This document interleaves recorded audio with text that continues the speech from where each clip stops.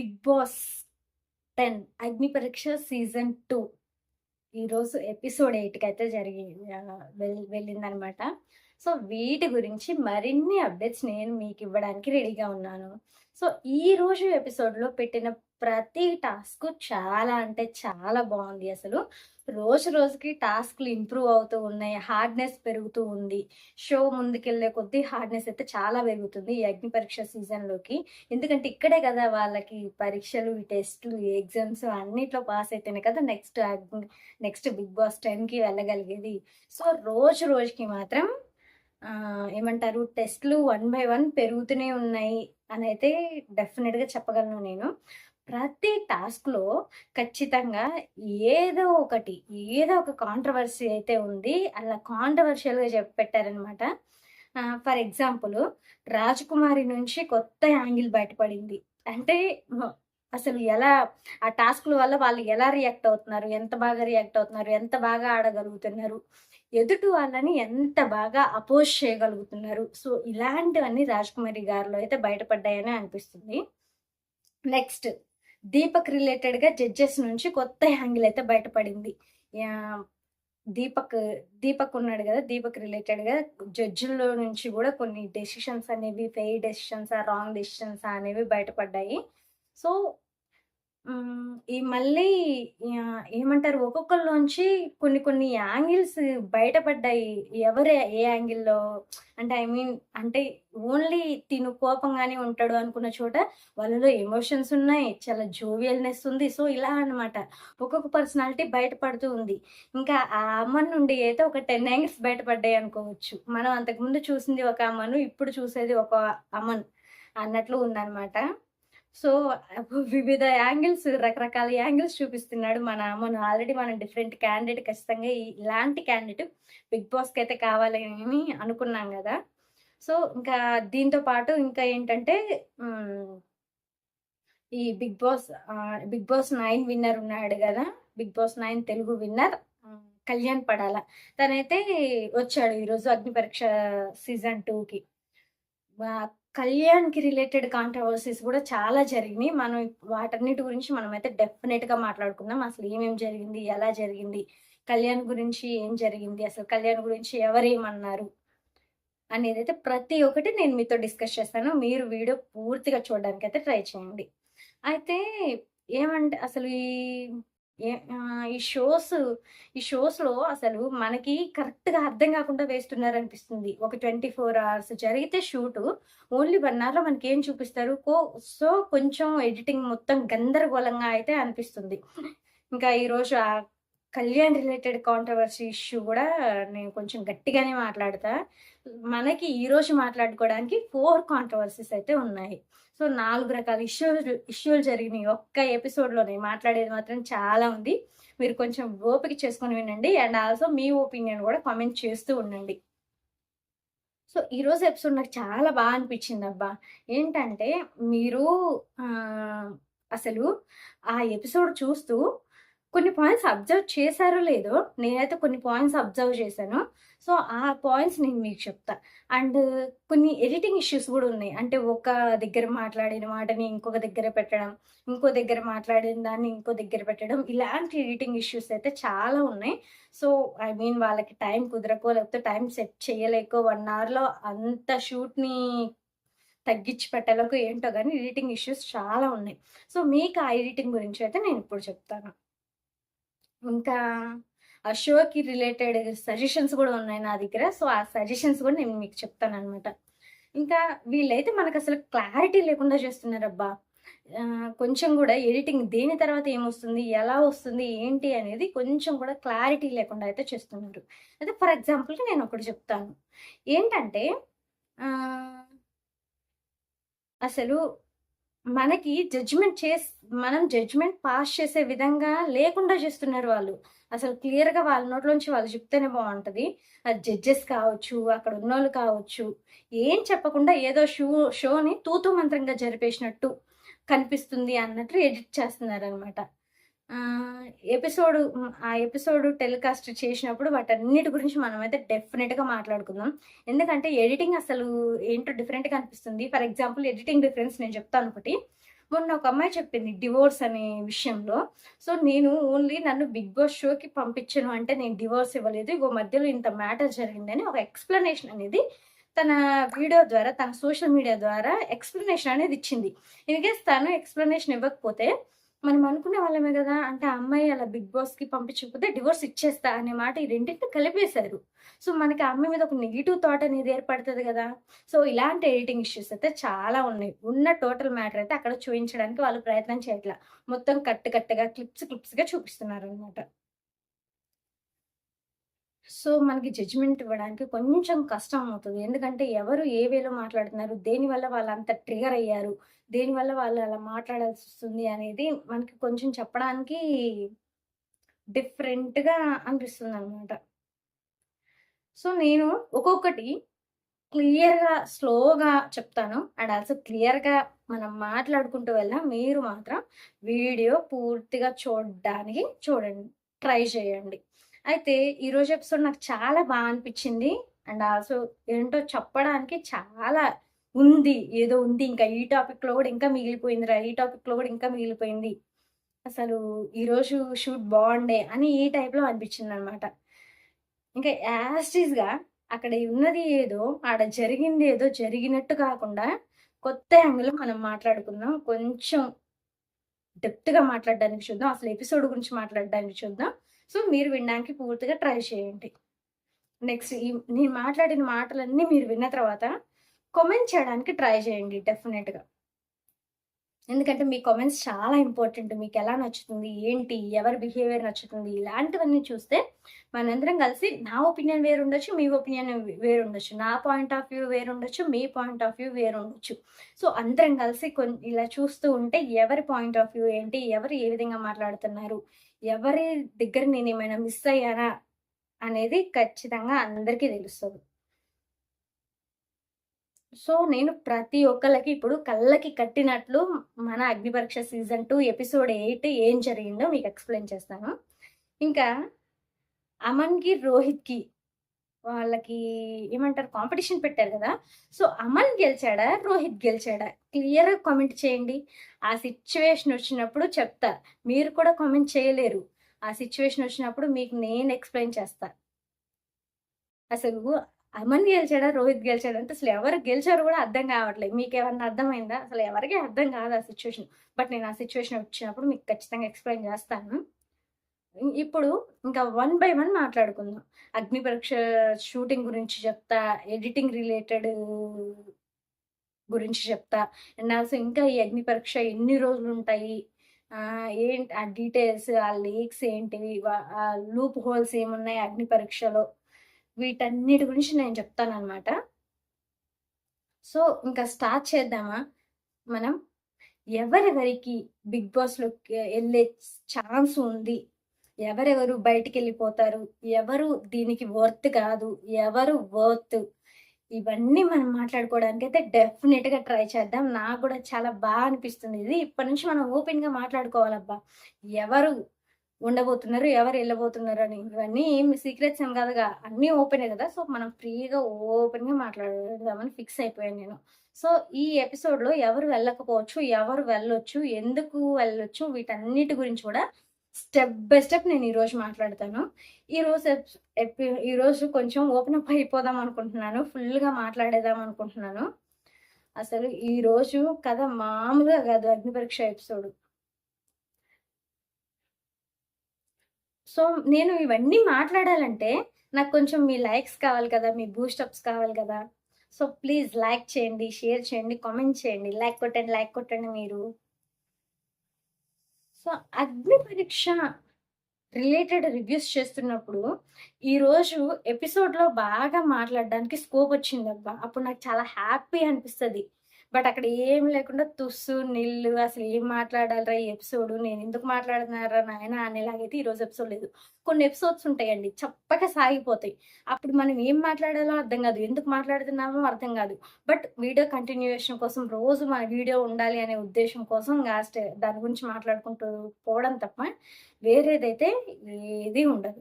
So, ఈ రోజు మాత్రం కొంచెం చాలా బెటర్ ఉంది. అలాంటి రోజున ఏమంటే అంటే అలా చప్పగా సాగిపోయే రోజున ఉన్నది ఉన్నట్లు ఏదో కొంచెం ఆలోచించి అటు తిప్పి, ఇటు తిప్పి చెప్పడానికి ట్రై చేస్తాం. కానీ ఈ రోజు అలా కాదు. మాట్లాడుకునే ప్రతి మాట ఒక టాపిక్కేననమాట. సో, మాట్లాడుతూ ఉన్నాం.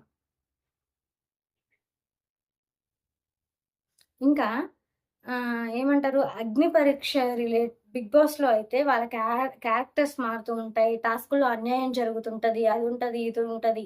ఎదుటి వాళ్ళు ఏమంటారు కొంచెం ఓవర్‌గా మాట్లాడుతూ ఉంటారు. తప్పు పడతారు.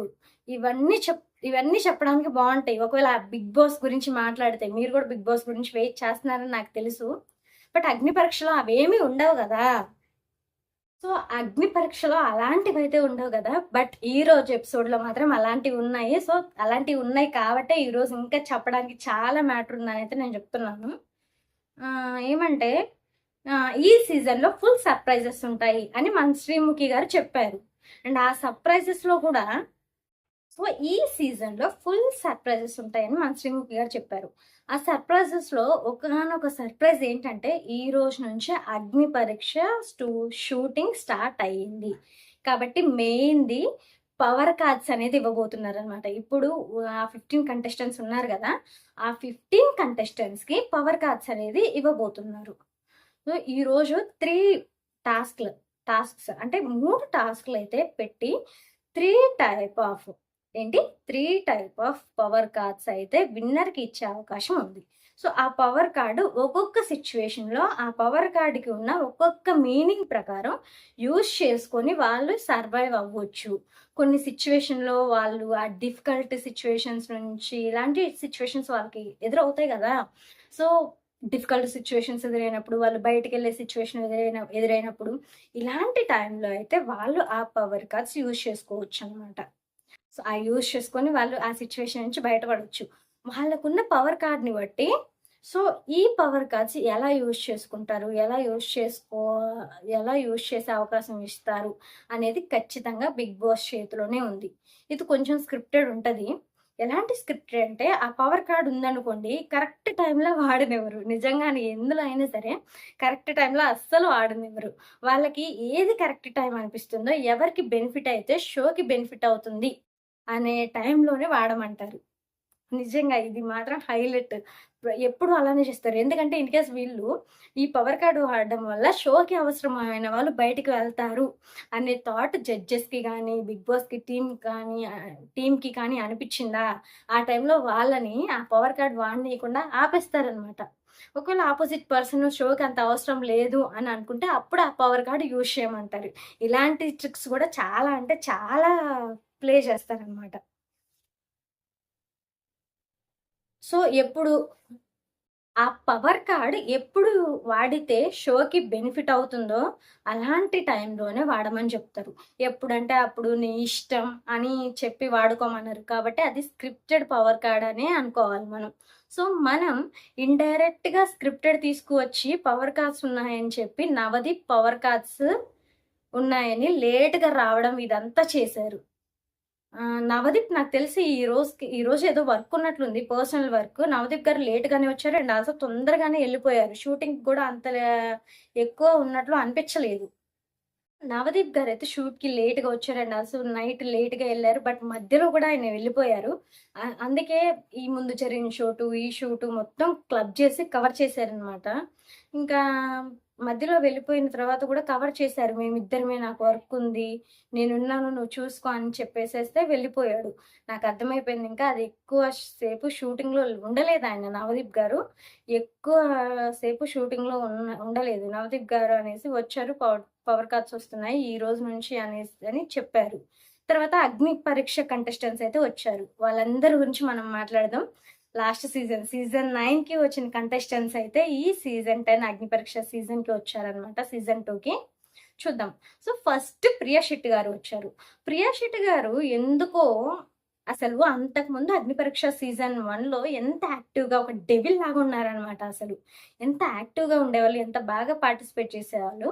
బట్ ఇప్పుడు ఎందుకో కొంచెం డల్ అయినట్టు అనిపించింది. ఈ మధ్య నాకిట్లా ఉంది. ఎందుకో మరి అంటే కొంచెం నేను ఓపెన్‌గా మాట్లాడదాం అనుకుంటున్నాను.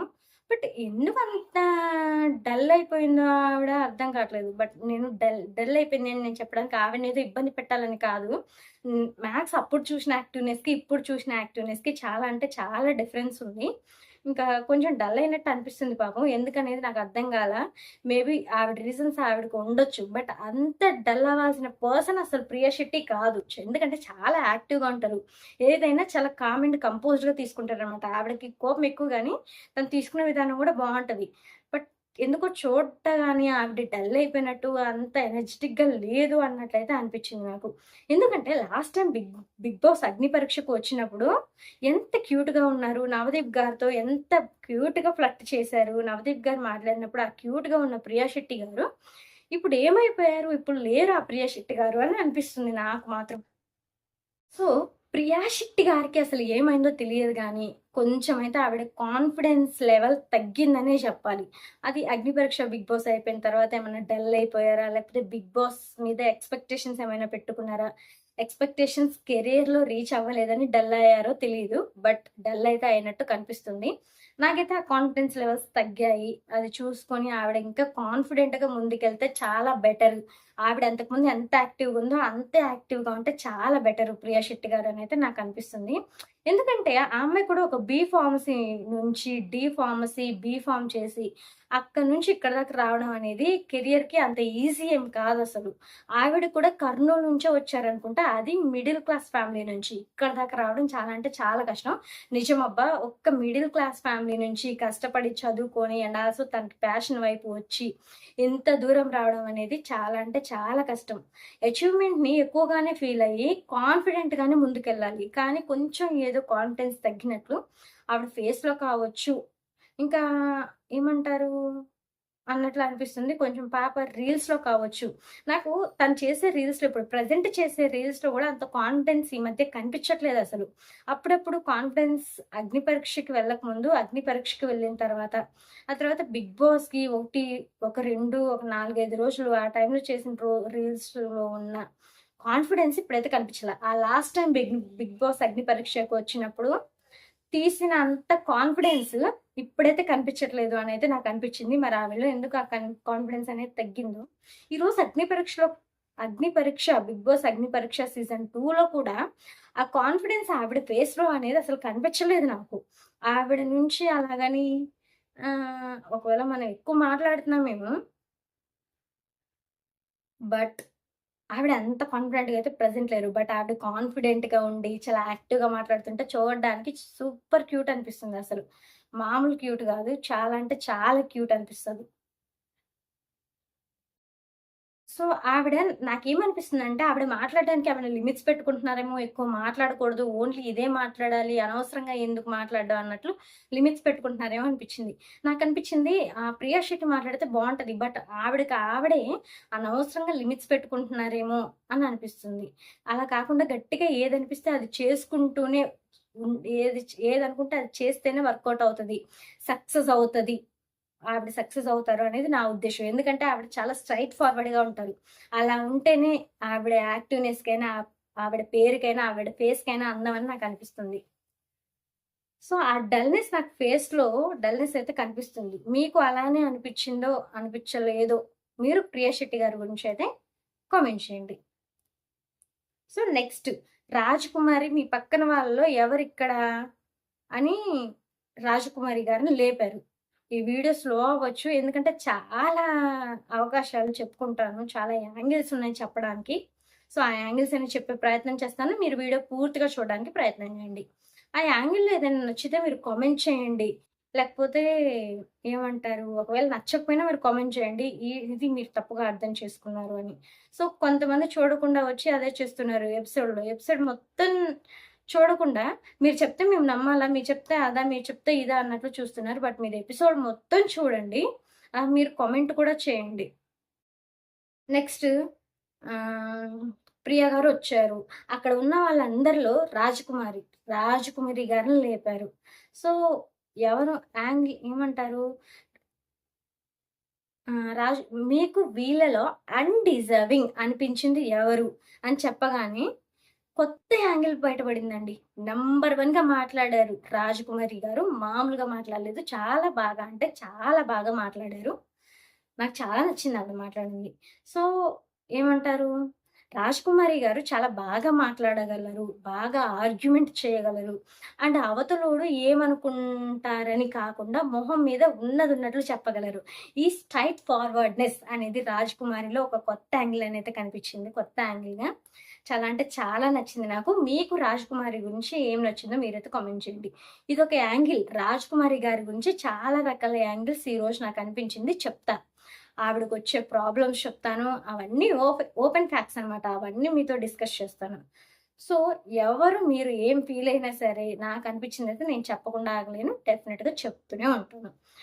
సో, అలా రాజకుమారి గారిని ప్రియా శెట్టి అడగగానే అపూర్వ గారు అన్‌డిజర్వింగ్ అని చెప్పడం, చెప్పిన దానికి రీజన్ కూడా చాలా రీజనబుల్‌గా చెప్పడం. ఏం రీజన్ చెప్పారంటే, ఇక్కడికి అందరం కూడా కష్టపడి ఏదో చేయాలని అన్నీ వదులుకొని వచ్చాము. అండ్ ఆవిడ కూడా అలాగే వచ్చారు. తెలివిగా మాట్లాడారు. కానీ ఆవిడ కొన్ని కొన్ని సందర్భాల్లో రీజన్స్ చెప్తున్నారు. నేను ఇది చేయలేను, అంటే అది చేయలేను అని అలా చెప్తున్నారనమాట. అన్నీ క్లియర్‌గా చూపించలేదు. కాబట్టి అక్కడ ఏదో మాట్లాడి ఉంటారు. ఏమో అయ్యుండొచ్చు. అంటే ఏదైనా చేసినప్పుడు అయ్యో! నాకిప్పుడు హెయిర్ కట్ అంటే కష్టం. నాకు మళ్ళా మోడలింగ్ ఉంది. అంటే అదే అని చెప్పట్లా. అయ్యో! ఇట్లా టాస్క్‌లో ఏదైనా ఇప్పుడు నాకిది బాలేదు, నాకది బాలేదు, నాకు అలా చెప్పడం బాలేదు, నాకిలా చెప్పడం బాలేదు. సంథింగ్ బాలేదు, నాకు నచ్చలేదు, బాగలేదు అని సంథింగ్ ఇలా చెప్పి అపూర్వ వెనకడుగేస్తుందనమాట. సో, ఇలాంటి రీజన్స్ హ్మ్. రాజ్‌కుమారి గారు చెప్పారు అపూర్వ గారి గురించి. సో, అది నిజంగా చేసినట్టే ఉన్నారు ఆవిడ. యాక్సెప్ట్ చేశారు రాజ్‌కుమారి గారు గూడా. అలా చేయడం నాకు నచ్చట్లేదు కాబట్టి అన్‌డిజర్వింగ్ అనిపించింది అనేది రీజనబుల్ రీజన్ చెప్పారు. వెరీ గుడ్ అనేది ఈడు మళ్ళీ పుల్లబెట్టి అపూర్వ నీ దృష్టిలో ఎవరు మోస్ట్ డిజర్వింగ్ అంటే నాకు నేనే అనుకుంటున్నాను అని అపూర్వ గారు చెప్పారు. అండ్ అపూర్వ గారి గురించి తెలిసిందే. Very talkative person. So, Apoorva garu చాలా టాక్టివ్ పర్సన్ అనమాట. చాలా టాక్టివ్, చాలా యాక్టివ్‌గా మాట్లాడతారు. అండ్ ఆల్సో కాలుకేస్తే మెడకి, మెడకేస్తే కాలుకేసే రకం గూడా చాలా తెలివిగా మాట్లాడగలరు ఆవిడ. సో, ఆవిడ పర్ఫెక్ట్‌గా నాకు నేనే అనుకుంటున్నాను. అండ్ ఆవిడ ఇందాకన్నట్టుగా సాకులు చెప్పేసి నేను రీ నేను ఆడట్లేదు, రీజన్స్ చెప్తున్నాను అనే దానికి కూడా ఒక రీజన్ ఏంటంటే, అలా అయ్యుంటే నేను నిన్న ఎగ్జిట్ రిస్క్ తీసుకొని మరి ఎగ్జిట్‌లో ఆడి మరి నేను వచ్చాను. అంత ఈజీగా రాలేదు అన్నట్టుగా తన పాయింట్ తను చెప్పారు. ఇది నాకు ఆవిడ రిస్క్ తీసుకున్నది అంటే వాళ్ళు పిలిచారు. వాళ్ళు పిలిచినప్పుడు రావాలి కదా! తప్పదు కదా! ఇంకా ఆవిడ మనకు తెలియకుండా ఎడిట్ చేసింది. ఏమన్నా ఉందేమో తెలియదు. యాక్చువల్‌గా ఆ ఎగ్జిట్ ఎంట్రీ టాస్క్ ఉంది చూసారా? అది వాళ్ళు పిలిచింది ఈవిడ ఫేస్ చేసుకున్నది కాదు. దాన్ని ఎందుకు కోచ్ చేశారో నాకు అర్థం కాలేదు. టాస్క్ ఆడే వచ్చారు. నెక్స్ట్ టాస్క్ గూడా ఒక ఆట ఆడి వచ్చారు. అది కరెక్టే. అంటే రీజన్స్ అంటారా? ఆ రీజన్‌లో కూడా నో ప్రాబ్లమ్. ఇప్పుడు హెయిర్ కట్ చేసుకున్నప్పుడు ఆవిడ వెళ్లి కూర్చున్నారు. మేబీ అది కూడా ఒక రీజన్‌గా చెప్పి ఉండొచ్చు. రాజ్‌కుమారి గారు ఆవిడ మోడలింగ్ చేస్తున్నారు. ఆవిడకి ఇష్టం లేకపోవచ్చు. వెంటనే కెరియర్ మళ్ళీ ఒక 5, 6 నెలలు గ్యాప్ రావాలి. ఆ హెయిర్ లేకపోతే. ఇబ్బంది అవుతుందని ఆగి ఉండొచ్చు. బట్ అలాగనేసి రాజ్‌కుమారి ఆ రీజన్ చెప్పకుండా ఉండాలి అనేది నా ఉద్దేశ్యం గాదు. వాళ్ళ రీజన్ వాళ్ళదే. వీళ్ళ రీజన్ వీళ్ళది. ఎవరి దాంట్లో అయితే తప్పు లేదు. సో, టాస్క్ ఆడే వచ్చారు. ఆ తర్వాత ఈవిడ ఒక రీజన్ ప్రకారం దానికి నన్ను నేనే అనుకుంటున్నాను అని ఆవిడ కౌంటర్ ప్రకారం నేను టాస్క్‌లు ఆడే వచ్చాను. ఓవర్‌గా ఏం రాలేదు. పెద్దదానికి నాకు ఒక ప్రతి దానికి నాకొక రీజన్ ఉంది అన్నట్టుగా ఈవిడ కూడా తన మాట తను చెప్పి మంచిగా అపోజ్ చేసుకున్నారు. మాట్లాడి నించుండిపోయారు. సో, ఉన్న దాంట్లో ఇంత ఆర్గ్యుమెంట్స్ మీద ఈ సీజన్‌లో ఏం లేదు. అండ్ నెక్స్ట్ వచ్చేసరికి నేను రిస్క్‌లో పెట్టుకున్నా. నన్ను నేను రిస్క్‌లో పెట్టాను. రిస్క్‌లో పెట్టుకోవడం ఏంటంటే, నాకు ఈ లాజిక్ అర్థం కాలే అసలు. వాళ్ళే పిలిచారు కదా! ఈవిడ రిస్క్‌లో పెట్టుకోలేదు కదా! ఇన్‌కేస్ ఈవిడ ఎగ్జిట్ దానికి మీరు రండి అని పిలవకుండా నార్మల్‌గా ఎవరొస్తారు అంటే ఈవిడ ఎళ్ళకపోయేదే కదా! సో, అలా ఈవిడైతే రిస్క్‌లో పెట్టుకోలేదు. వాళ్ళే పిలిచారనమాట. మేబీ. కానీ ఛాన్స్ ఇచ్చి చూడమన్నారు. ఆ లాజిక్ కూడా అపూర్వని చెప్పాలి. ఏమని పెట్టారు? అపూర్వ ఎగ్జిట్ ప్లేస్‌కి వెళ్ళలేదు ఈ ఎగ్జిట్ పాయింట్లో తినండి అపూర్వని అండ్ వెంకిని పెట్టారు. నేను అదే అనుకుంటున్నా, ఎవరైతే మనకి అంత అవసరం లేదు అనుకున్న వాళ్ళకి ఆ ఛాన్స్ ఇస్తారు. ఎగ్జిట్ అయితే ఎగ్జిట్ అయిపోతారు కదా! అనవసరంగా రిస్క్ చేశారు. వాళ్ళు రిస్క్ చేశారు. ఈవిడ మీద ఈవిడేం రిస్క్ చేసింది తెలియదు. గెలిచి ఇక్కడి దాకా వచ్చానని చెప్పిన తర్వాత ప్రియా తెచ్చిన పవర్ కార్డ్ ఏంటంటే, ఆవిడ తీసుకొని వచ్చిన పవర్ కార్డ్ టాస్క్ పెట్టి ఇవ్వాలి. Reverse the decision. అంటే ఏదైనా ఒక సిచ్యువేషన్‌లో అది ఈ లిస్ట్ వచ్చిన దానికి రివర్స్ చేయడానికి ఏం లేదు. వాళ్ళు చెప్పిన విషయంలో ఇక్కడ నువ్వు కావాలంటే ఇది వాడుకోవచ్చు అని చెప్తారు. ఎగ్జాంపుల్, ఇప్పుడు ఒకరు ఎగ్జిట్ అవ్వమని, ఒకరు ఎలిమినేట్ అవ్వమని చెప్తే ఆ డెసిషన్ రివర్స్ చేయాలి అనుకుంటే ఆవిడ దగ్గర పవర్ ఉంది. ఆవిడ అనుకుంటే బిగ్ బాస్ అవకాశం ఇస్తే డెసిషన్ మార్చేయొచ్చు. అది ఏ డెసిషన్‌కి వాడతారో అంత చిన్నది డెసిషన్ ఎంత పెద్ద డెసిషన్‌కి రివర్స్ చేయొచ్చు అనేది గూడా వాళ్ళు చెప్తారు. ఏంటంటే ఇది రివర్స్ డెసిషన్. ఒకవేళ ఎంత పెద్ద డెసిషన్ అయినా సరే, ఎంత చిన్న డెసిషన్ అయినా సరే వాళ్ళు రివర్స్ చేసుకోవచ్చు. ఎప్పుడు వాడాలంటే ఇది షోకి బాగా పనికొచ్చేటట్టు, టీఆర్‌పీకి బాగా పనికొచ్చేటట్టు వాడమంటారు. అది పవర్ కార్డ్. దీనికోసం టాస్క్ కండక్ట్ చేయడానికి ప్రియ వచ్చారు. సో, వస్తే ప్రియ వచ్చి ఫస్ట్ రాజ్‌కుమారి గారిని సెలెక్ట్ చేసుకున్నా అన్నారు. రాజ్‌కుమారి గారిని ఒకరిని సెలెక్ట్ చేయమంటే నేను చరణ్‌ని సెలెక్ట్ చేస్తున్నా అన్నారు. చరణ్ నువ్వు ఒకరిని సెలెక్ట్ చేయమంటే చరణ్ ఫన్నీగా నాకు తెలిసి ఒక చరణ్ అనే కంటెస్టెంట్ హౌస్‌లోకి వెళ్తాడో లేదో ఇప్పుడు కొంచెం నీలి మేఘాలకి అమ్ముకుంటూ ఉన్నాయి. ఇది ఎందుకంటే ఊపులో ఉన్నారు. ఓటింగ్ గురించి కూడా వీడియో చేస్తా. ఊపులో అమన్, రోహిత్, రాజ్‌కుమారి, ఝాన్సీ, చరణ్ వీళ్ళందరూ ఊపులోనే ఉన్నారు. ఝాన్సీ మన రైతు బిడ్డ తెలిసిందే కదా! సో, వీళ్ళందరూ గట్టిగా ఊపులోనే ఉన్నారు. మిథిలేష్ కొంచెం టైట్‌గానే ఉంది. 5 మందిని తీసుకుంటే ఒక్కోసారి ఇలా ఉండొచ్చు, ఉండకపోవచ్చు. బట్ మనోడేంటంటే ఎంత స్క్రీన్ స్పేస్ వచ్చినా దాంట్లో ఇంప్రెస్ చేసే అలాంటి టాలెంట్ ఉన్న కంటెస్టెంట్ సింపుల్‌గా వచ్చాడు. నేను అపూర్వ అనుకుంటున్నాను. ఈ డిజర్వింగ్, అన్‌డిజర్వింగ్ వీళ్ళిద్దరూ ఫైట్ మధ్యలో నేను వీళ్ళిద్దరికంటే డిజర్వింగ్ అని ప్రూవ్ చేసుకుందామని వచ్చా అనేసి ఫన్నీగా మాట్లాడగానే అందరూ నవ్వి మనోడి మాటలు అంత టాలెంటెడ్ అండ్ మళ్ళీ మళ్ళీ చెప్పు అనేసి మళ్ళీ మళ్ళీ నవ్వుకున్నారనమాట మనం వీళ్ళ మాటల గురించి. అర్థం కాక ఫాస్ట్‌లో వెళ్ళిపోయేసరికి వెరీ ఫన్నీగా అంటే వచ్చిన ఇంత స్పేస్‌లో అయినా సందు తీసుకొని ఇంప్రెస్ చేసి ఎళ్ళిపోతాడబ్బా! నిజంగానే అసలు మామూలుగా ఇంప్రెస్ చేసి ఎళ్ళిపోడు. బాగా అనిపిస్తుంటాడు ఈ పిల్లాడు అసల. చరణ్ అయినా, మిథిలేష్ అయినా.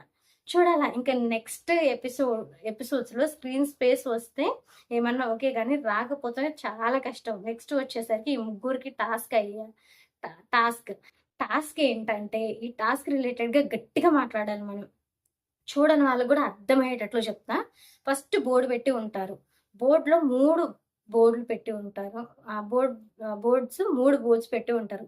3 బోర్డుల్లో 1-25 నంబర్స్ రాసి ఉంటారు. ఒకటి ఏమంటారు 6, 7 అలా 25 1, 2, 3, 4, 6, 7, 4, 5 అలా 25 దాకా రాసి ఉంటారు. నెక్స్ట్ బోర్డ్‌లో కూడా అంతే. ఆ నెక్స్ట్ బోర్డ్‌లో కూడా అంతే. 2 బెలూన్స్ పెట్టి ఉంటారు. అదేదో డిఫరెంట్ మెటీరియల్‌తో చేసిన బెలూన్ అనుకుంటా. ఆ బెలూన్‌కి పంప్ కనెక్ట్ చేసి ఉంటారు. గాలి కొట్టడానికి 2 బెలూన్స్‌కి వీళ్ళు ముగ్గురు వచ్చి నిలబడి ఫస్ట్ స్ట్రీమ్‌కి ఒక్కొక్కరిని అడుగుతదనమాట. రాజ్‌కుమారిని అడగగానే ఆవిడ ఒక నంబర్ చెప్పాలి. అక్కడ బోర్డ్ మీద ఆవిడ కలర్ బోర్డ్ మీద నంబర్ చెప్పి, ఆ నంబర్ చెప్పినవన్నీ టైమ్స్ పంప్ కొట్టాలి. పంపు కొట్టినప్పుడు పగలకూడదు. పగిలితే ఆవిడ ఔటు. పగలకుండా ఆవిడ టర్న్‌లో పగలకూడదు. మరి నెక్స్ట్ వాళ్ళొక నంబర్ చెప్పాలి. ఆవిడ టర్న్‌లో పగలకూడదు. అలా చెప్పిన నంబర్ మళ్ళీ మళ్ళీ చెప్పకూడదు. ఓవరాల్‌గా 25 టైమ్స్ ఛాన్స్ ఉంటది. సో, పగలకపోతే అది టాస్క్. ఇప్పుడు టాస్క్ స్టార్ట్ అయింది. మామూలు టాస్క్ గాదు. పగలకపోతే టాస్క్ నేమ్. ఇక్కడే ఒక ప్రాబ్లమ్ వచ్చింది. మనం జడ్జ్ చేయడానికి లేకుండా పోయింది. అవతల కంటెస్టెంట్ గెలిస్తే అబ్బా! ఏమైనా తెలివిగా గెలిచిందని 100% చెప్పడానికి లేకుండా పోయింది. నెక్స్ట్ 10, 14 అన్ని నంబర్లు చెప్పారు. ఆ నంబర్లు వచ్చి ఒక్కొక్కళ్ళు గాలి కొడుతూ ఉన్నారు. ఆ 2 పంపుల్లో ఒకదాన్ని సెలెక్ట్ చేసుకొని కొట్టుకోవాలి. ఈ బెలూన్ కొడతారా? ఆ బెలూన్ కొడతారా? అని వాళ్ళిష్టం చేస్తా ఉన్నారు. వాళ్ళు చేస్తున్నారింకా. బెలూన్ పగలట్లేదు. ఒక్కసారిగా రాజకుమారి 14 అనింది. ఓరి నాయనా! 14 టైమ్స్ 21 అనంది. 21 సార్లు పగులుద్ది అనుకున్నాను.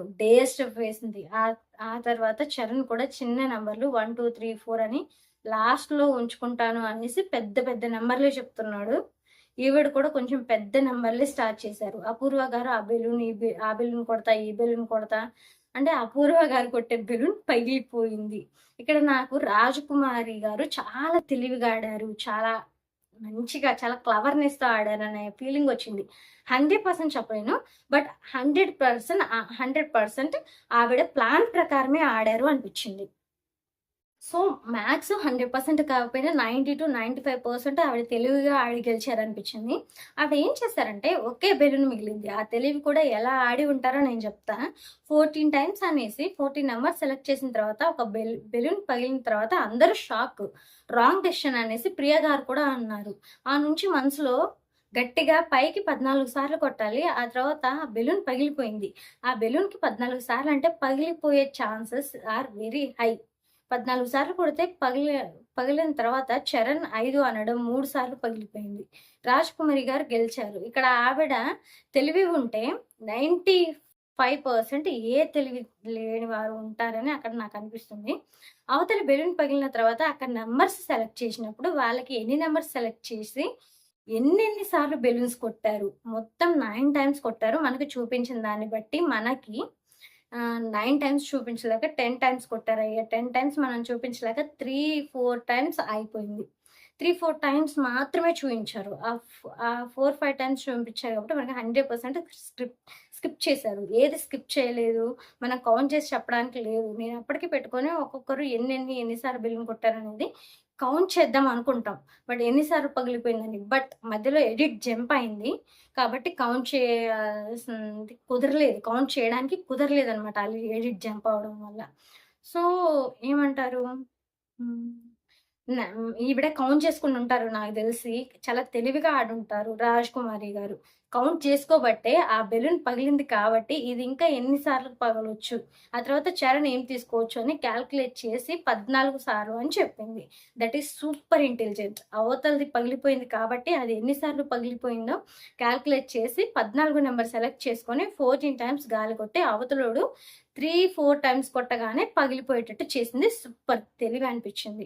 ఇది ఒక కొత్త యాంగిల్ తీసుకొని వచ్చింది. అంటే తెలివిగా ఆడదేమో అంటే పల్లెటూరు నుంచి వచ్చిన మెట్ట ప్రాంతం నుంచి వచ్చింది గదా! ఏం ఆడతదిలే అంత పెద్దగా చదువుకోలేదు కదా! అనేసి అనుకుంటారు. జస్ట్ ఆ సింపతితోనే లాగిద్దేమో రాజకుమారి. ఆ సింపతి యాంగిల్‌తోనే ముందుకు వెళ్తారేమో అనుకుంటారు. కానీ టాస్క్‌లో తెలివిగా యూజ్ చేసి, తెలివిగా ఆడడం, ఆర్గ్యుమెంట్‌లో గూడా ప్రాపర్ ఆర్గ్యుమెంట్ మంచి అనిపించుకుందాం. ఆ తర్వాత సాఫ్ట్‌గా వెళ్ళిపోదాం, సేఫ్‌గా ఆడదాం అని అనుకోకుండా డేర్‌గా ఆర్గ్యుమెంట్ చెప్పడం, తెలివిగా టాస్కుల్లో పర్ఫార్మెన్స్ చేయడం. ఇవన్నీ రాజకుమారిలో కొత్త యాంగిల్స్ బయటపడ్డాయ్యా. ఇంకొక యాంగిల్ కూడా చెప్తాను వినండి 'రాజకుమారిలో'.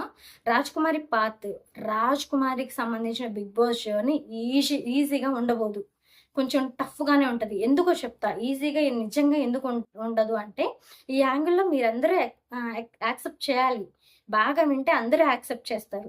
ఏంటంటే 'రాజకుమారి' పరిస్థితి ఏమైందంటే, ఈవెన్ నాతో సహా అందరం కూడా ఎక్కువ మంది ఆవిడ ఏదైనా ఒక ఫ్లర్ట్ చేసినా, ఆవిడ ఏదైనా ఫన్నీ మాట అన్నా, ఓవర్‌గా ఏం అయింది. ఓవర్ యాక్షన్ అన్న ఫీలింగొస్తది. ఎందుకంటే అన్ని పెయిన్స్, ప్రాబ్లమ్స్ ఇంట్లో ఫేస్ చేసింది. ఆవిడ లైఫ్‌లో ఫేస్ చేస్తుంది అన్నప్పుడు ఒక్కసారిగా అక్కడి నుంచి బయటికి వచ్చి, ఇక్కడ హంగామా చేస్తా, మంచి మంచి డ్రెస్సులు వేసుకొని, హంగామా చేస్తా, మేకప్‌లు వేసుకొని తిరుగుతా అంటే పెద్దగా కనిపిస్తది. వీళ్ళు కొంచెం ఓవర్ అనుకుంటారు. కామెంట్ చేస్తారు. నేను తప్పు పట్టట్లేదు తన్ని. ఓవర్‌గా మేకప్ ఏసుకుంటది, ఓవర్‌గా మాట్లాడుతది, ఇంట్లోనేమో అన్ని కష్టాలు పడతది, ఇక్కడేమో ఇంత ఓవర్ యాక్షన్ చేస్తుంది అని నేనైతే తప్పు పట్టట్లా. జస్ట్ అలా నెగెటివ్ అయితది అది. మనుషులు స్వభావమే అంత. మనుషుల నేచరే అంత గదా!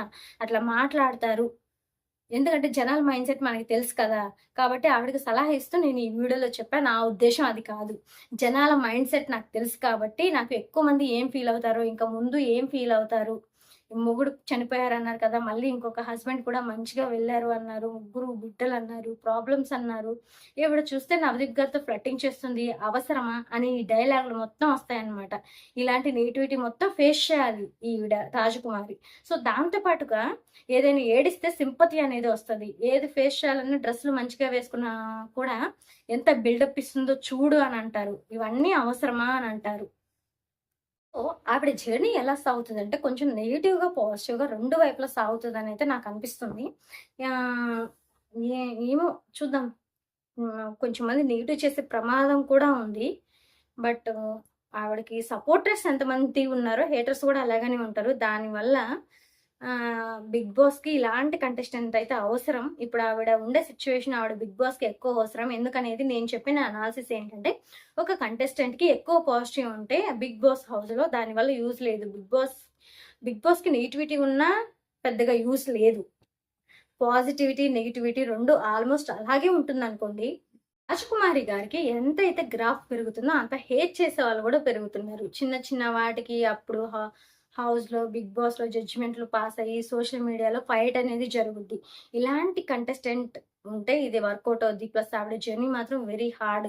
జర్నీ చూస్తా ఉండండి ఖచ్చితంగా కష్టానే ఉంటది. కష్టంగా ఉంటది. అప్ అండ్ డౌన్ అవుతూనే ఉంటది.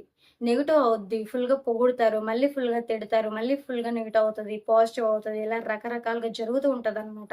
కొత్త యాంగిల్ బయటపడింది. వీళ్ళైతే స్మార్ట్ ప్లేయరు. రాజ్‌కుమారి గారు చాలా బాగా అనిపిచ్చారు. సూపర్ అనిపిచ్చారు. చాలా బాగా ఆడారు గూడా. ఆ తర్వాత గెలిచారు కూడా. అయిపోయింది. ఈవిడకిచ్చేశారు. ఈ power card first power card అయితే రాజ్‌కుమారి గారు గెలిచారు. సో, రాజ్‌కుమారి గారు గెలిచారు కదా! ఆవిడకి పవర్ కార్డ్ అనేది వచ్చింది. నెక్స్ట్ మనీష్ వచ్చారయ్యా. మర్యాద మనీష్. ఇక్కడ కూడా కొన్ని పాయింట్లున్నాయి. మనం చెప్పాల్సిన పాయింట్లు కూడా ఉన్నాయి. మంచిగా టాస్క్ అయిపోయిన తర్వాత పవర్ కార్డ్ ఏంటో తెలుస్తుంది. ఏదో కొత్తగా చేయాలని, ఒక్కొక్కటి ఒక రకంగా చేయాలనే ఉద్దేశ్యంతో ఫస్ట్ పవర్ కార్డ్ చెప్పారు. బట్ ఇప్పుడు మాత్రం టాస్క్ అయ్యేదాకా పవర్ కార్డ్ రివీల్ చెయ్యము. ఫస్ట్ టాస్క్ పెడతాము అని చెప్పారు. సో, ఆ టాస్క్‌లో భాగంగా హేమంత్‌ని పిక్ చేసుకున్నాడు. నాకసలు అవకాశం రావట్లేదు. నేను కొంచెం రావాలనుకుంటున్నాను. నేను ఆడాలనుకుంటున్నాను. ప్రూవ్ చేసుకోవాలనుకుంటున్నాను అనగానే, అది కమాన్ రా అనేసి మనీష్ అవకాశం ఇస్తాడు హేమంత్‌కి. ఆ తర్వాత దీపక్‌ని పిలిచారు. దీపక్‌ని ఎవరు పిలిచారు? దీపక్‌ని వాళ్ళు ఎందుకు పిలిచారు అనే దాంట్లో కూడా మనకి ఆ అడ్జస్ట్‌మెంట్, మైండ్ సెట్, ఆ తర్వాత ఆ జడ్జెస్ మైండ్ సెట్, ఆ తర్వాత జడ్జెస్ ఎవరిని సెలెక్ట్ చేయొచ్చు. వీళ్ళు ఒకరిని ఫైనల్‌గా పంపించాలంటే కూడా మనకి అర్థమయ్యేటట్టు ఉంటుంది. అందుకని ఆహ్, రా మనీష్‌కి సెకండ్ ఛాన్స్ వచ్చి సెకండ్ ఛాన్స్ ఇస్తూ వచ్చి గాయత్రిని పిలిచాడు. ఎవరిని అయితే ఇన్ ఆహ్, ఇంటెలి ఇంటెలిజెంట్‌గా అండ్ ఆల్సో ఇనెలిజిబుల్ అని అన్నారో అది మనకి డిస్కషన్ అస్సలు చూయించలేదు.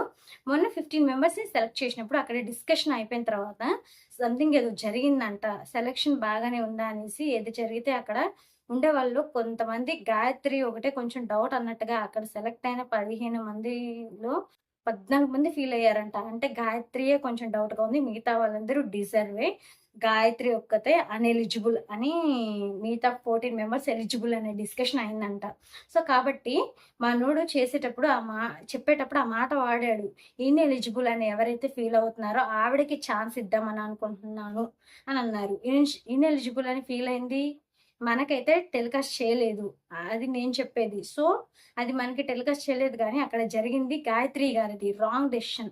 ఆమెని సెలెక్ట్ చేయడం రాంగ్ అని మనందరం ఎలాగైతే ఫీల్ అయ్యామో నవదీప్ చెత్త డెసిషన్ తీసుకున్నారు. చెత్త జడ్జిమెంట్ ఇచ్చారు. క్లియర్‌గా కళ్ళ ముందు సుమ అండ్ జోష్న వీళ్ళిద్దరూ అంత బాగా ఆడితే క్లియర్‌గా గివ్ అప్ ఇస్తున్నా అంటే అవును గివ్ అప్ ఇస్తున్నాను అని ఒప్పుకున్న ఆవిడని తీసుకెళ్ళి అక్కడ పెడితే క్లియర్‌గా ఏమైందిరా? ఇంత లోపల ఏం జరిగిందిరా? అన్న ఫీలింగ్ ఎవ్వరికైనా రావాల్సిందే.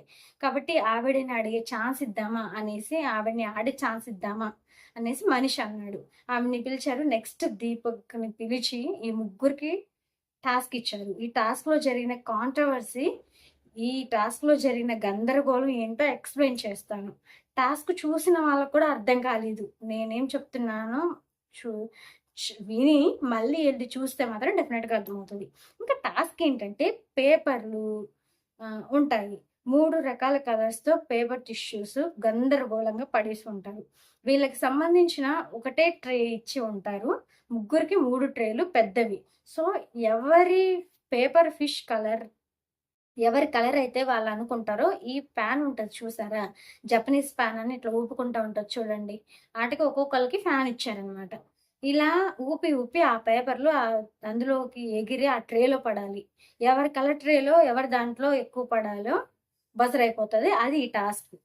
సో, ఇంట్రెస్టింగ్ థింగ్ ఏంటంటే మనం ఊపినప్పుడు ఓన్లీ మన దాంట్లో నుంచి వేరే వాళ్ళ దాంట్లో గూడా పడతాయి. అలా పడినా తప్పేం లేదంట. ఒకవేళ వాళ్ళ దాంట్లో పెడితే వాళ్ళ దాంట్లో గూడా పోయి మనం ఊపొచ్చంట. అది తప్పు కాదంట. అలా అనౌన్స్ చేశారు. అయ్యో! నేను నిజాయితీగా ఆడాను, అవతలోడు నిజాయితీగా లేడు, పాయింటే లేదు అని ఇంటెన్షనల్‌గా ఏది చేసినా సరే 100% అయితే ప్రూవ్ చేయలేమంట. ఎందుకంటే ఇట్ట కొట్టాము అనుకో అందరికి పడతాయి. వాడు నిజంగానే కావాలని కొట్టాడా? లేకపోతే వాళ్ళకి పడితే బావుంటదని కొట్టాడా? మనం చెప్పలేము. 100% పడతాయి. అలా పడినప్పుడు అవతలోడు దాంట్లోంచి బయటికి తీయడానికి అవతల దాంట్లో ఖచ్చితంగా కొడతాడు. దాంట్లో తప్పేం లేదు. అక్కడ మిస్టేక్ లేదు. అది రాంగ్ కూడా కాదు.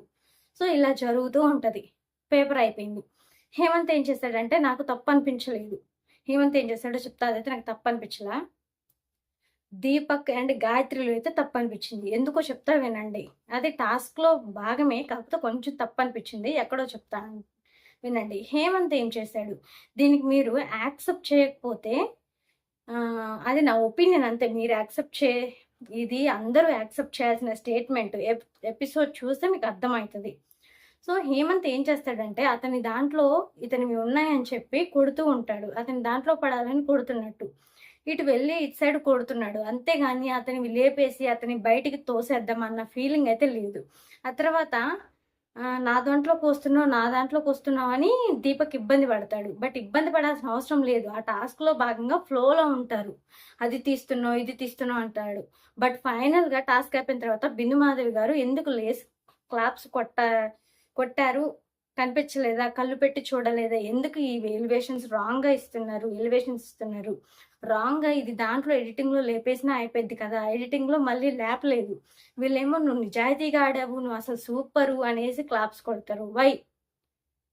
అన్నట్లు నాకు కామైంది. షాకింగ్‌గా అనిపించిందసలు. క్లియర్‌గా ఎపిసోడ్ చూస్తే దీపక్ పోడా అంటే లాస్ట్‌లో దీపక్ గెలిచాడు అని అటు తిప్పి, ఇటు తిప్పి సినిమా ఎక్స్‌ప్లెయిన్ చేస్తాను. మీకు లాస్ట్‌కి దీపక్ గెలిచాడు. ఫిష్ ఎక్కువగా ఉన్నాయి.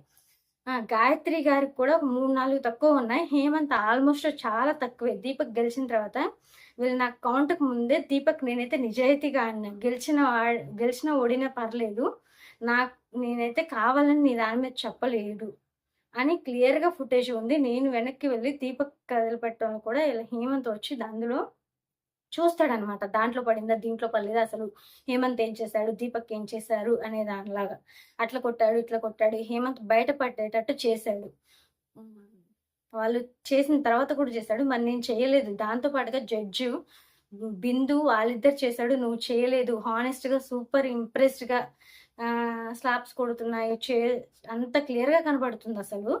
అతని ఇంటెన్షన్ కూడా ఏమైతది? బయటకు వెళ్ళడానికే కనపడింది. ఎందుకు ఇతను ఇలా ఉంటాడు. బిందు గారు అనవసరంగా అంత నిజాయితీ అని పొగుడుతారు. అలా పొగిడినప్పుడు ఎపిసోడ్‌లో ఏం లేపేయాలి ఎడిటింగ్‌లో? దానికి దీనికి సింక్ అవ్వట్లేదు. నాకర్థం కాలా. చెప్పినా కదా ఎడిటింగ్ ఏదో డిఫరెంట్‌గా ఉందని. అవి ఇవే అన్నమాట. అసలు. చాలా ఎడిటింగ్ చాలా డిఫరెంట్‌గా అనిపించింది. దీపక్ హానెస్ట్‌గా ఆడాడు అని బిందుమాధవి గారు చెప్పి క్లాప్స్ కొట్టారనమాట. లేచి క్లాప్స్ కొడుతున్నప్పుడు ఎమోషనల్‌గా అక్కడ దీపక్‌ని ఎదిరించేది ఏం లేదు అనిపించిందనమాట. సో, పవర్ కార్డ్ ఇచ్చారు. ఆ పవర్ కార్డ్ ఏంటంటే 2, 3 లెవెల్స్ ఉన్నాయనుకోండి ఒక టాస్క్‌లో. ఈ రౌండ్ అతను ఆడకుండా రెండో రౌండ్‌లో కూడా రావచ్చు. ఇది కొంచెం ఇబ్బందిగా అనిపిస్తే సెకండ్ రౌండ్‌కి డైరెక్ట్‌గా వస్తాను అనేది కూడా చేసుకోవచ్చు. అది అతని ఇష్టం అని అలాంటి పవర్ కార్డ్ ఇచ్చారు. నెక్స్ట్ కళ్యాణ్ కాంట్రోవర్షియల్ పాయింట్ గురించి మాట్లాడతా అని చెప్పారు గదా! ఏంటంటే లాస్ట్ టాస్క్ ఉంది. కొన్ని టాస్క్‌లున్నాయి. ఏంటంటే కళ్యాణ్ పడాలా వచ్చాడు. వచ్చేటప్పుడు కళ్యాణ్ పడాలకి ఇచ్చిన ఎలివేషన్ ఏమిచ్చిందంటే శ్రీముఖి సామాన్యుడిగా వచ్చాడు. సామ్రాజ్యాన్ని గెలిచాడు అనే లైన్‌తో స్టార్ట్ చేసిందయ్యా శ్రీముఖి. సామాన్యుడిగా వచ్చాడు. సామ్రాజ్యాన్ని గెలిచాడు. కళ్యాణ్ పడాలా వస్తున్నాడు అనేసి ఎలివేషన్‌తో ఇంట్రడక్షన్ ఇచ్చింది. సూపర్ అనిపించింది. విత్ 'బిగ్ బాస్' సీజన్ 9 ట్రోఫీతో అడుగుపెట్టాడు. అప్పుడనిపించింది. నాకు ఈ సిట్యుయేషన్‌కి సింక్ కాకపోయినా నాకు కూడా ఈరోజు చెప్పాలనిపించింది. ఫైనల్‌గా అరే! ఒక కంటెస్టెంట్ ఇప్పటికి ఆ కంటెస్టెంట్ మీద కొంతమంది ఫ్యాన్స్ కావచ్చు, అనవసరమైన ట్విట్టర్‌లో కొంత బ్యాచ్ కావచ్చు ఏచి చేస్తారు. ఎందుకురా? ఆ కంటెస్టెంట్ ఒక అనామకుడిగా ఏమి లేని పర్సనాలిటీతో 25,000, 30,000 సాలరీతో పనిచేసే ఒక నార్మల్ అనామకుడైన ఒక కామనర్, ప్రొఫైలే లేని ఒక కామనర్ ఈ స్టేజ్ మీదకి ఎవరు పట్టించుకోలేని పర్సన్‌గా వచ్చారు. వచ్చిన ఆ పర్సన్ అదే స్టేజ్ మీదకి ఈరోజు 'బిగ్ బాస్' సీజన్ 9 కప్పుతో విన్నర్స్‌గా, జడ్జెస్‌గా కూర్చున్న ఆ స్టేజ్ మీదకి ఒక విన్నర్‌గా అడుగుపెట్టి కప్పు లేపి చూపించాడు. అతను ఏదైతే ప్రభువు మమ్మల్ని కాపాడండి మహాప్రభు అనేసి నన్ను వేడుకోండి అని, నన్ను సపోర్ట్ చేయండి, నాకు అవకాశం ఇవ్వండి అతను చేసుకున్న రిక్వెస్ట్ ఆ స్టేజ్ మీదకి ఇలా రిక్వెస్ట్ చేసుకుంటూ వచ్చి అందరు కంటెస్టెంట్‌కి సలహాలు ఇచ్చే స్టేజ్‌లో వచ్చి కప్పు తీసుకొని వచ్చి విన్నర్‌గా నిలబడ్డాడు. దట్ ఈస్ ది భయంకరమైన ఇన్స్పిరేషనల్. అది ఏ స్టేజ్ మీద అతను ఇంట్రడక్షన్ చేసుకున్నాడో, ఆడిషన్‌కి అటెండ్ అయ్యాడో, అదే ఆడిషన్‌కి అటెండ్ అయ్యి ఆయన ఆ స్టేజ్ మీద కప్పు తీసుకొని వచ్చి నిలబడ్డ ఇన్స్పిరేషనల్ పర్సన్ కళ్యాణ్ పడాల. అతని వల్ల అగ్ని పరీక్ష అనేది అన్ని ప్లాట్‌ఫామ్‌లో, అన్ని లాంగ్వేజ్‌లో స్టార్ట్ అయింది. అలాంటి పర్సన్‌ని ఎప్పటికీ కూడా గెలికి ట్రోల్ చేసి ఏడుస్తారు ఎందుకు? నాకిప్పటికీ అర్థం కాలేని విషయం. ఆయన్ని ఇన్స్పిరేషన్‌గా తీసుకోవాలి. అట్లనే అది తప్పించి అరే! అచీవ్ చేశాడు, ఒక లైఫ్ మార్చాడు, ఒక ఫ్యామిలీ లైఫ్ మార్చాడు, వచ్చిన దాంట్లో కష్టపడుతున్నాడు, ఇది చేస్తున్నాడు, అది చేస్తున్నాడు, ఎవ్వరిని గెలకట్లేదు, ఏదో చేస్తున్నాడు, ప్రతి దాంట్లో తప్పు పట్టడం ఎందుకురా అనేది అనుకోవాలి. కానీ ఇప్పటికీ ఆయన్ని ట్రోల్ చేస్తూనే ఉన్నారు, నెగెటివ్ చేస్తూనే ఉన్నారు పవన్ కళ్యాణ్ పడాలని. ఏంట్రా నాయన ఈరోజు నాకు అనిపించింది నిజంగా అదే కనెక్ట్ అయ్యా. అదే స్టేజ్ మీద అతను అనామకుడుగా వచ్చాడు. ఇప్పుడు స్టేజ్ మీద ట్రోఫీ పెట్టుకొని ఒక విన్నర్ లాగా గర్వంగా నించున్నాడు. ఇలాంటి అచీవ్‌మెంట్ మామూలుగా అచీవ్‌మెంట్ కాదిది. సో, కళ్యాణ్ పడాల అచీవ్‌మెంట్ ఎలా ఉంది అంటే, మనం చదివిన స్కూల్‌కి మనం పెద్దగా గెస్ట్‌గా వెళ్లి నించుంటే, ఎంత అచీవ్‌మెంట్‌తో ఫీల్ అవుతామో, అతను నిలబడి రిక్వెస్ట్ చేసుకున్న స్టేజ్ మీదకి అతను గెస్ట్‌గా విత్ ట్రోఫీతో వెళ్ళాడు. వాళ్ళని మోటివేట్ చేయడానికి సూపర్ పాయింట్. సూపర్ కదా! అది ఆ సిట్యుయేషన్ ఎంత సూపర్‌గా ఉంది అంటే, ఇప్పటికి ఏడుస్తారు ఎందుకురా? సో, చిన్నగా పట్టుకొని ఎందుకు తనని ట్రోల్ చేస్తారు? మారొచ్చు కదా! సో, కళ్యాణ్ అయితే ఎవరి జోలికి పోడు. తను సాంగ్స్ చేసుకుంటున్నాడు. తనేవో ఎదగడానికి చాలా ట్రై చేస్తున్నాడు. కుదిరితే సపోర్ట్ చేయండి. లేకపోతే వదిలేయండి. అంతేగాని ట్రోల్స్ చేసి, నెగెటివ్‌గా చేసి ఇలాంటివి ఏం చేయకండి. ఎందుకంటే తను అంత చిన్న సిట్యుయేషన్ నుంచి ఎంత బాగా పైకి వచ్చాడో అసలు చెప్ అందరూ చూసే ఉన్నారు. కానీ ఎందుకు ట్రోల్ చేస్తున్నారో ఏంటో అసలు. తను ఒకళ్ళ గురించి మాట్లాడు. తన పనేదో తను చేసుకుంటూ వెళ్తాడు. అలాంటి పర్సను ఇలా చేశారు. ఈ కళ్యాణు అసలు నేను చిరంజీవి గారిని కూడా చూడలేదు. ఏదో కింద చదివాను అని నెగెటివ్‌గా వెళ్తది. అలా ఎందుకనాలి అనేది చాలా సింపుల్‌గా నార్మల్ పర్సన్ తను. ఎందుకంటే తనసలు చిరంజీవి గారిని చూడలేదు. ఈరోజు ఈ స్టేజ్‌లో నించున్నాను అంటే నిజంగానే గదా! అసలు ఆయన్ని చూడలేని స్టేజ్ నుంచి ఈరోజు ఇంత పెద్ద స్టేజ్‌లో ఆపర్చునిటీ వచ్చింది అంటే తనెంత కష్టపడ్డాడో చూడ తెలిసిందే గదా! తను కప్పు కొట్టాడు. అసలు కళ్యాణ్ హేటర్స్ ఆ కప్పు కొట్టినప్పుడు గూడా జీర్ణించుకోలేకపోయారసలు. ఎందుకు అలా చేశారు? అసలు గెలవకపోయినా సరే కప్పిచ్చేశారు అనేది లేపారు. అసలు గెలవకపోతే కప్ ఎందుకిస్తారు ఆయనకి? అసలు 60+70 ఓటింగ్ పర్సెంట్‌తో యునానిమస్‌గా గెలిచాడు. కళ్యాణ్‌ని అప్పటికే ఆపడానికి లేదు. ఎంతైనా ఏడవండి ఇంకా ఏడ్చినా సరే అతను పాజిటివే చూసాడు. ఈరోజు మీ ముందు నించున్నాడు. అసలు ఆహ్, ఆ వేరే వ ఈ అంతకుముందు కామనర్‌గా వచ్చి ఏ స్టేజ్ మీద రిక్వెస్ట్ చేశాడో, ఈరోజు ఆ స్టేజ్ మీద నించొని వాళ్ళని మోటివేట్ చేస్తున్నాడు అదే కామనర్‌గా. నాకు చాలా బాగా అనిపిచ్చింది. వచ్చి రాగానే చిన్న మూమెంట్స్ మీ వల్లే అది అన్నాడు. దాంతో పాటుగా జడ్జెస్‌ని పిలిచి, ఇది మీకు అంకితం అని వాళ్ళతో చూపించడం ఇదంతా చాలా అంటే చాలా బావుంది. అసలు తను విన్నింగ్ స్పీచ్‌లెస్ 'బిగ్ బాస్ 10' గెలిస్తే విన్నింగ్ స్పీచ్ ఎలా ఉంటదో అలాంటి స్పీచ్ ఇచ్చే ఛాన్స్ అయితే ఇస్తాను అన్నాడు. అడిగాడు. అక్కడే అమన్ బాగా మాట్లాడాడు. అమన్ చాలా ట్రెండింగ్ అవుతున్నాడు ఇప్పుడు. అమన్ గురించి చాలా మాట్లాడాడనమాట. సేమ్ 'రాజకుమారి' లాంటి కంటెస్టెంట్ ఎలా చెప్తదో అది నేను చెప్తదా. అప్పుడు అర్థం చేసుకుంటారు. వీడెందుకు చెప్పాడు. అమన్ కూడా అలాంటి కంటెస్టెంటే నిజంగానే. అంత బాగా ఆడతాడనమాట. అంత బాగా మాట్లాడతాడు. ఆ ట్రోఫీ పట్టుకొని 'బిగ్ బాస్' సీజన్ 10 విన్నర్ అని అనౌన్స్ చేయగానే అతను మాట్లాడే విన్నింగ్ స్పీచ్ గాని ఉన్న ఈ విషయం ఉంది. ఆ రోజు ఎలా మాట్లాడాలో అంతే ఎమోషనల్ అయిపోయి అలా యాక్టింగ్ చేసి మాట్లాడాడనమాట అమను. సూపర్ ఎనర్జిటిక్ పర్సన్ అసలు. ఏదో నార్మల్‌గా టాస్క్ ఇచ్చింది అని అట్లా గాకుండా తనసలు జీవించేస్తాడనమాట అందులో. అమన్ అంత బాగా యాక్టింగ్ చేశాడు. నెక్స్ట్ టాస్క్ ఏంటంటే ఫస్ట్ లెవెల్‌లో ఇసుకలోంచి 12 రాడ్లుంటాయి. 4 రాడ్స్ పట్టుకొని ఆ రాడ్స్‌కి ఫ్లాగ్స్ పెట్టేసి పాతాలి. రెండో లెవెల్‌లో శాండ్ బ్యాగ్స్ ఉంటాయి. చిన్నవి. అవి ఒక సర్కిల్‌లో ఎవరు ఎక్కువగా పెట్టుకుంటే వాళ్ళు ఫస్ట్ లెవెల్‌లోకి వెళ్ళిపోతారు. సో, లెవెల్ స్టార్ట్ అయిందనమాట. మిథిలేష్ అండ్ రోహిత్ ఆడతారు. అమన్‌ని గూడా పెట్టారు. సో, ఈ ఫస్ట్ లెవెల్ స్టార్ట్ అయింది. స్టార్ట్ అయ్యాక Mithilesh out of the task. ఇక మిథిలేష్‌ని తప్పుపట్టడానికి ఏం లేదు. జిమ్ బాడీ అనడానికి ఏం లేదు. కొంచెం మంది కంటెస్టెంట్స్ వెళ్ళిన వాళ్ళు చెప్పిందేంటంటే, మిథిలేష్ ఫస్ట్ రూమ్‌లోకి వెళ్ళిపోయాడు. ఫస్ట్ రౌండ్‌లోనే వెళ్ళిపోయాడు. ఫిజికల్ బాడీ ఉన్నప్పటికీ కూడా గెలవలేకపోయాడు. అది రాంగ్. ఎందుకంటే అసలు బాడీ పెట్టడానికి ఏం లేదు అక్కడ ఫస్ట్ లెవెల్‌లో. ఆయన ఓడిపోవడానికి ఛాన్స్ ఉంది. కానీ ఫస్ట్ లెవెల్‌లోనే కొంత లక్ అలా ఇలా అన్నారనుకోండి. కొంచెం ఎత్తినప్పుడు అతనికి ఫ్లాగ్స్ దొరకలేదు. ఏం చేయాలి? ఓడిపోయారనమాట. సో, అతనికి శ్రీముఖి అన్నారు. కనీసం ఆపొచ్చు కదా! పోయే వాళ్ళని. బట్ అగ్ని పరీక్ష స్టేజ్ మీద ఆపిన వాళ్ళే ఉంటారు. ఫిజికల్ అవుతుంటే ఎందుకు ఫిజికల్ అవుతున్నాడు? పాస్ చేస్తా అంటారు. టాస్క్ ఆడలేమంటారు. ఆపుతామంటారు. సో, లక్ ఫేవర్ చేయలేదు. ఇంకా అమన్ అండ్ రోహిత్‌కి భయంకరమైన ఫిజికల్ అయింది. Heavy physical. ఇక్కడ రోహిత్‌కి ఉన్న కటౌట్‌కి, స్ట్రెంగ్త్‌కి అమన్‌కి అంత ఈజీ కాదు. పిట్టలాగా ఉన్నాడు. అమన్ అలా ఓకే ఓడిపోతాడు. అసలు ఛాన్స్ కూడా ట్రై చేయడానికి కూడా లేదు. ఫిజికల్ స్ట్రెంగ్త్ ఉంది రోహిత్ దగ్గర. కానీ అమన్ వచ్చి అమన్ ఇచ్చే ఫైట్ మాత్రం విపరీతంగా నచ్చిందబ్బా! ఎందుకంటే రోహిత్ అంత ఫిజికల్‌గా ఉన్నా సరే, ఈయన పిట్టలాగా ఉన్నా సరే భలే చేశాడసల. నెక్స్ట్ అపూర్వని సంచాలక్‌గా పెట్టారు. మీరు ఓవర్‌గా ఫిజికల్ అవుతున్నారు. ఇక అపూర్వ నీది ఫైనల్ డెసిషన్ అనేసి అపూర్వని సంచాలక్‌గా పెట్టి ఈ టాస్క్‌లో ఫైనల్ రౌండ్ ఎవరు ఎక్కువ సర్కిల్‌లో పెట్టారా? ఫైనల్ డెసిషన్ ఏది చెప్తే అదే విన్నారు అనేసి ఆవిడని సంచాలక్‌గా పెట్టి స్టార్ట్ చేశారు. మళ్ళీ ఫిజికల్ అయింది. అలా ఫిజికల్ అవుతూనే ఉంది. సో, రోహిత్ పాస్ అయిన తర్వాత కొంచెం గ్యాప్ ఇస్తే ఎడిటింగ్‌లో చిందరబందరగా ఉన్నాయి మొత్తం. సో, ఆవిడ మళ్ళీ స్టార్ట్ చేశారనమాట. అలా స్టార్ట్ చేయమని అడగగానే స్టార్ట్ చేశారు. ఇక్కడ రోహిత్ కొంచెం యాక్టివ్‌గా ఉండాల్సింది. రోహిత్‌దయితే మిస్టేక్. అమన్‌ది అంత తప్పేం లేదు. సో, బ్లేమ్ చేయడానికి ఏం లేదక్కడ. ఎందుకంటే అమన్‌ని అడిగే తీసుకున్నాడు 2 సార్లు, 3 సార్లు. రోహిత్ చూస్తూనే ఉన్నాడు. అలా చూస్తూనే మీకు స్టార్ట్ అని చెప్పాలి కదా! అంటున్నాడు. కానీ తీసుకుంటే అయిపోయేది గదా! తీసుకోవట్లేదు. లాక్కోవాలి. కానీ లేజీగా కొంచెం చూస్తూ ఉండిపోవడం ఆ రోహిత్ గురించయితే నాకు అస్సలు నచ్చల. కొంచెం లేజీనెస్ ఎక్కువైంది అనిపిచ్చింది.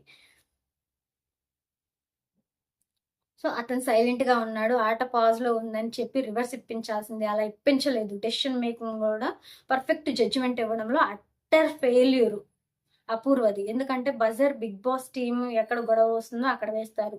ఆ టైంలో తీసి లోపల వేసుకున్నాడు. చూసారా బజరేసారు. ఎవరు గెలిచారంటే నాకు రోహిత్ గెలిచాడు. ఎందుకంటే ఆవిడ సిల్లీ రీజన్ చెప్పడం రోహిత్ దాంట్లో తక్కువ ఉన్నాయంట. అప్పటికి అమన్‌లో ఎక్కువ ఉన్నప్పటికీ అమన్ ఎక్కువ ఫిజికల్ అయ్యాడు కాబట్టి ఎక్కువ ఫిజికల్ అయ్యాడు. కాబట్టి అమన్ గెలవకుండా రోహిత్‌ని విన్నర్ అనే అనౌన్స్ చేస్తున్నాడు. అదేంది ఎక్కువ ఫిజికల్ అయింది అమన్. ఏముంది ఇద్దరు ఫిజికల్ అవుతూనే వచ్చారు. దాంట్లో తప్పేముంది అని చెప్పారనమాట.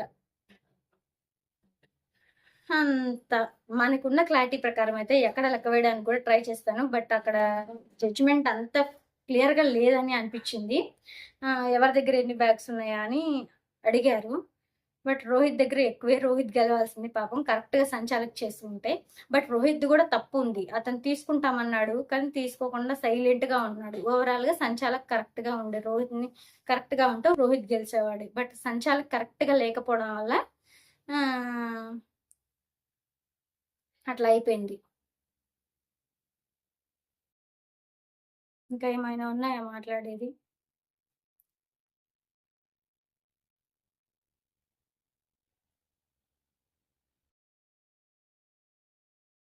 సో, ఇలా అమన్, రోహిత్ గేమ్స్ ఆడుతూనే ఉంటారు. బట్ కొంచెం కష్టంగానే ఉంది. కానీ కష్టమైనా సరే బిగ్ బాస్ కోసం తప్పదు ఆడాల్సిందే.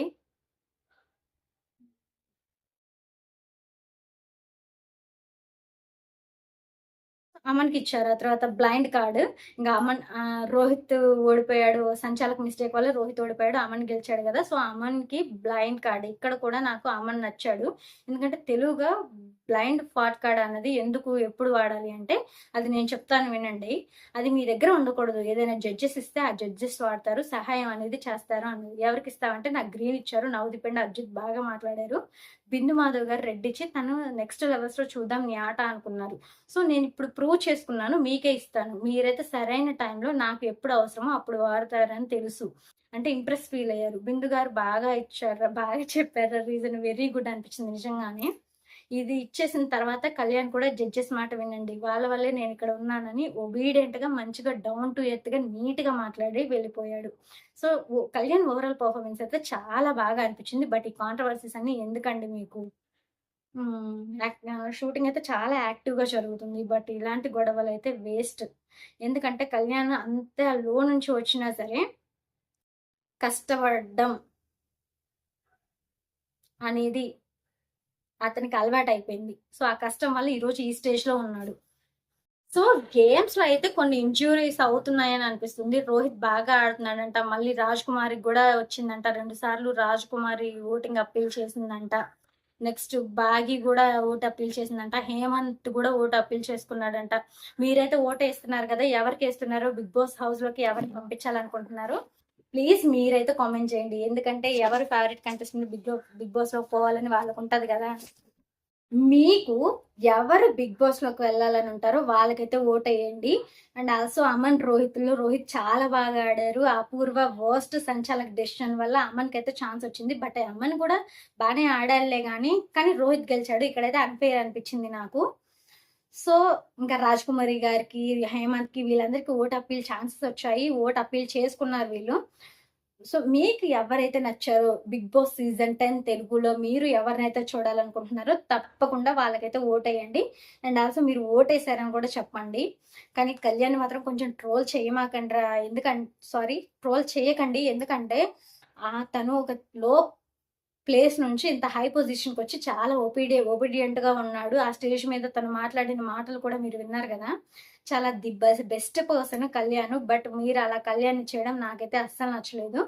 సో, ప్రతి ఒక్కళ్ళు సపోర్ట్ చేయకపోయినా పర్లేదు. బట్ ట్రోల్ మాత్రం ఎవరిని చేయకండి. ఎందుకంటే ఎవ్వరైనా సరే ఒక కష్టపడే అలాంటి లో పొజిషన్ నుంచి హై పొజిషన్‌కి వచ్చారనమాట. సో, ఎవ్వరిని మాత్రం ట్రోల్ చేయమాకండి. సో, ఇప్పుడైతే పవర్ కట్స్ రాజ్‌కుమారి గారు గెలిచారు. నెక్స్ట్ అమన్ అయితే గెలిచాడు. సో, అమన్ వాళ్ళ టాస్క్‌లోనే చాలా గందరగోళం అయితే జరిగింది. సో, ఈ గందరగోళం టాస్క్‌లు గూడా చాలా అంటే చాలా టఫ్‌గా ఉన్నాయి. ఇలాంటి టఫ్ టాస్క్‌లు ఎందుకు పెడుతున్నారంటే, రేపు బిగ్ బాస్‌లోకెళ్తే ఇంకా టఫ్‌గా ఉంటది అనే ఉద్దేశ్యంతో అయితే ఇప్పుడు ఈ టఫ్ టాస్క్‌లు పెడుతున్నారు.